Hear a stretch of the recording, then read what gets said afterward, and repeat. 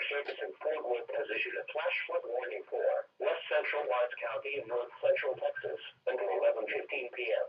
At 8:20 p.m., Doppler radar indicated a line of thunderstorm will be capable of producing heavy rain across the warned area.